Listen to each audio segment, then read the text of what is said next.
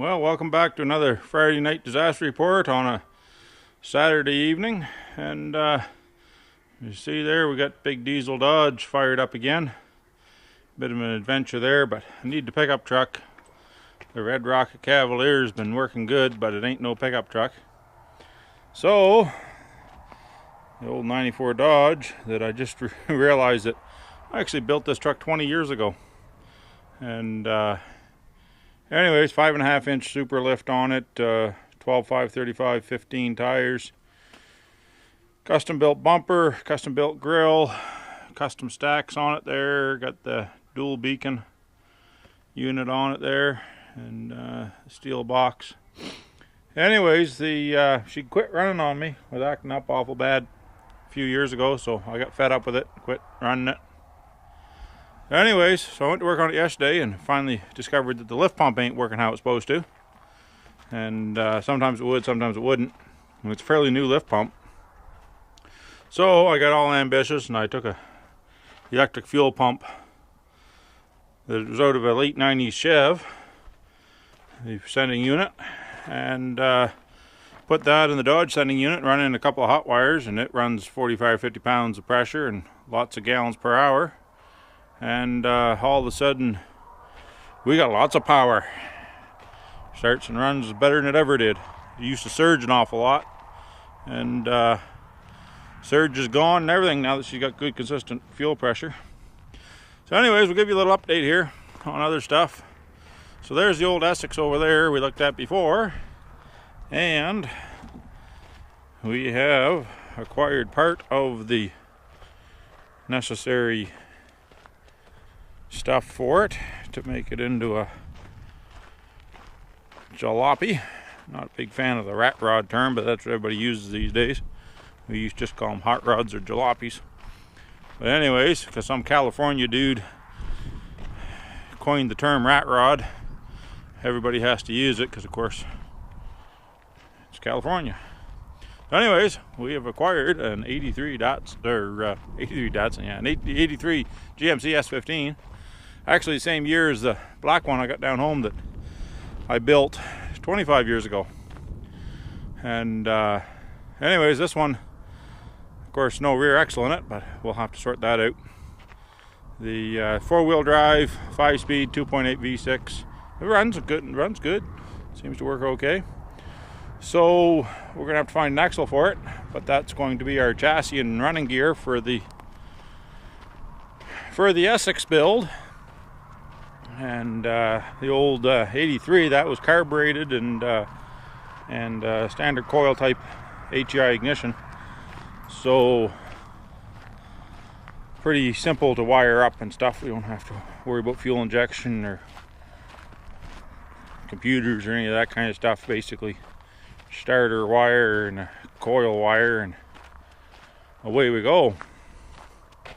So anyways, and over here we brought home another treasure we've had for, I don't know, been a couple of years now, and we finally got her home today.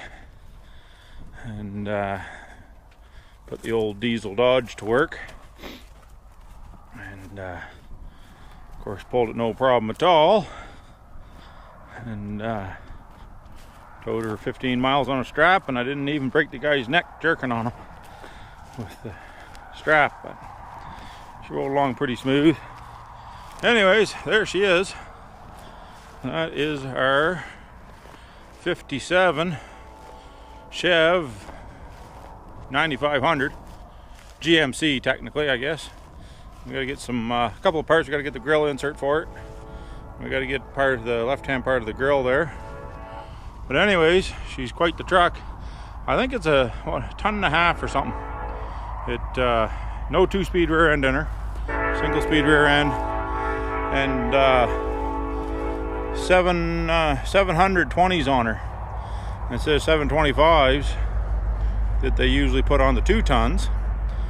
So with the lack of two-speed rear end with the 720s, I'm thinking she was built as a 1.5 ton truck. But this is the little tow, or will end up being the little tow. International will be the middle toe. I think it already is a middle toe. But anyways, we had a tire, they had the tire off the front of it, so I pumped it up a while back, and of course it was rotten and it didn't last too long. So we did the classic, take one off the back and put her on the front, and we never even had to pump it up, still holding there. So now who's calling me? Henry. Hello.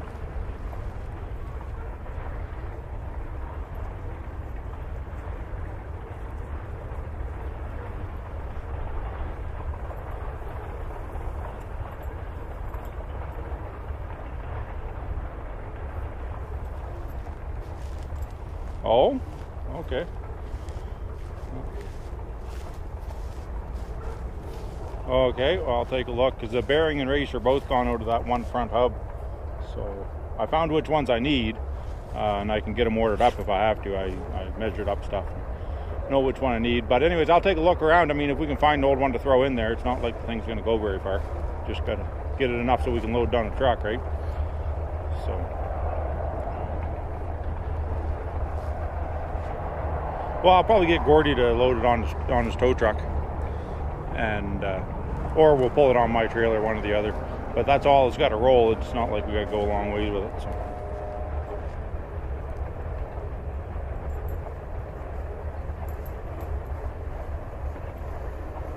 Yeah, no, we'll load it on something that'll carry it, and then, like I say, I just want it to roll with without damaging the spindle. That's all. That's why I was looking for a bearing for it. So.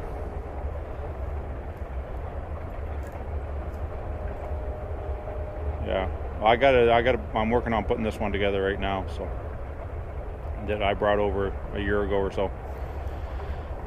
So we'll get that one sorted out, and that'll work on the back, and then the other one we'll see if it pumps up or not. But I'm not too worried about it being flat. At least it'll roll, right? So, but anyways, I'll take a look through these tractors, see if I find that bearing, and then we'll go from there. Yeah. Yeah. Okay, sounds good. Yeah, bye. Well, that was the guy that I got the tractors from, and he says that there may be some bearings for that tractor, believe it or not, in these Versatiles. So, we'll take a climb up into these Versatiles. Let's see what we see. Oh, look at that. There's all kinds of stuff in there. There's a bearing there. I bet you there isn't a race in there. Another bearing there. All kinds of interesting stuff. I don't know if that's the right bearing or not. I got the number for it anyways. But yeah, well, we'll take that in and clean it up and see what we come up with. There's another bearing over there. Boy, some dirty old bearings, but you never know. Sometimes they'll clean up okay. Yeah, I guess we might have got lucky on that. Anyways, a little bit of an interruption, but anyways, she gets what she gets for a video, because I ain't gonna start all over again. So let's see, still got the 52 here that we're gonna do something with someday. 47, it's up for sale now. I decided I'm gonna sell it. I don't think I'm ever gonna get at it. It's not a priority. So anybody looking for a 47 Chevrolet Maple Leaf that runs and drives and has overhauled front brakes, although it needs some work on the booster to get the brakes working, and I got 270 in it, and she's and the 2-speed rear end works and all that kind of stuff. So that one's going to be up for sale. Finance some of this other stuff that I actually want to build. I just didn't want that one going to scrap. So, and the Thunderbird, it's for sale. Needs engine work. I don't think the engine's blowing up. It just, I think it dropped timing chain or something. Anyways, it's got a 400 in it. It runs and drives real nice when it runs, of course, but even the cruise even works in it.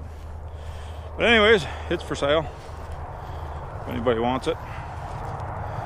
So Let's see what else we're doing. Oh, we'll give you a little update on the South Bend lathe here when we get back in the shop. And see,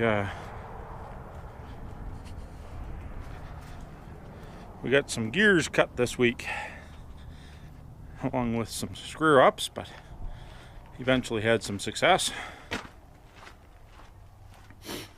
So that's the tire there that we had pumped up a while back, and then it's got a split in the back of it that I knew about, but anyways, it finally popped, and that was it, I guess, sometime over the winter. And these tires are what we got to switch. That's a 1430 there, and we're going to put this what is this thing, an 18.4 30-inch on there, size bigger. It'll match the one that's on the other side, even though it's rotten, like you probably hear me talking to Henry there. That's the front hub that we're looking for bearings for off the W6. The tire actually is holding there. We got that tire and rim there, but it's not holding there, and that's an old truck tire on there. So I think I might get a couple of 650 16s with new tubes and put two together, because that W6 or WD6 is going to need them someday. So I might just bite the bullet and get them. Anyways, we'll put them bearings here. We'll show you one more project here that we got to do, and so we'll. She's going to be a little dark in here, but I don't have lights on yet. Anyways, this is a broken kingpin off an old Alice Chalmers 190. See, she broke right off there, and on the hub here, spindle is broke right off. So what we're going to do is that piece is actually pressed in and welded on the bottom. So we're going to gouge that weld out, and then we're going to machine that piece out, and we're going to make a new shaft and put that together. This is the same people that I got the other tractors from, and they want to sell this Alice Chalmers. And so I said I'd fix it up for them. And this is the gears that we cut for the South Bend cross feed power feed. And where's the oh, the original's over here. Excuse me. And there's the original. So we had a bit of a screw up there. We when we set up the dividing head, of course, not being the bravest guy in the world, when I counted the holes for the 2 turns plus 18 on the 21 hole pattern, I counted the hole with the pin in it, which you're not supposed to do. So then when I cut the gears, of course, it didn't line up when I go back up to the top, and so it totally screwed up the gear. So what we did is we machined this off, and then we turned a blank and we put it on here, and then cut the teeth in the blank, and seems to have worked. We put it in there and everything turns. So we've been doing a little bit of cleanup on some of the dials and stuff there. We actually put that on surface grinder a year or so ago and cleaned up all the grooving on the back of that and on the front of that, so we got flat mating surfaces anyways. And we've done some cleanup on the compound and stuff. So you never know, if we get a big burst ambition, we may actually do some scraping on it, but that means we got to get the straight edges and all that kind of stuff, and I don't know if I want to invest all that right now. We can always take it apart and do it later. So she may just get a little bit of surface grinding and clean up, and then put back together. She'll be definitely way more functional and accurate than what it was before, with about I think it was 100 thousandths backlash in the cross slide and in the compound. And there's the new nut on the compound. We did not make a new threaded shaft for the compound because it doesn't have any appreciable wear in it. There's just a bit of rock on that nut, and but rock, but no real end-to-end movement. So we're cleaning everything up and putting that back together the way it was. So I think that's about it for the adventures around here this week. And so we still got to get the W6 over here. We got to get the WD6 over here. We got I think it's a WD40 Allis-Chalmers. Anyway, it's about a 40 horse Allis-Chalmers tractor that we got to bring over. This got about an inch worth of pigeon doo-doo on it, and I've been sitting in an open Quonset for 25 or 30 years. And let me see, we got to pull a 454 big block out of an old combine, bring that over, and we got to bring the a 72 or so Chev tandem dump truck over. That's got a big block in it, 427 or something. And the thing is, with that engine and with the one in the 57, they've had the oil pans taken off them and partially dismantled from underneath, with the idea that they could pull the pistons out of the bottom and rebuild it without pulling the head off. I'm not sure what the thinking or amount of thinking was going on there, but that's what was attempted, and of course not succeeded. But they managed to take lots of stuff apart though. There goes the quality control officer. He's been keeping a close eye on the operation here. But anyways, I think that's about it for this week. So we'll update you again next time on what's happening around here.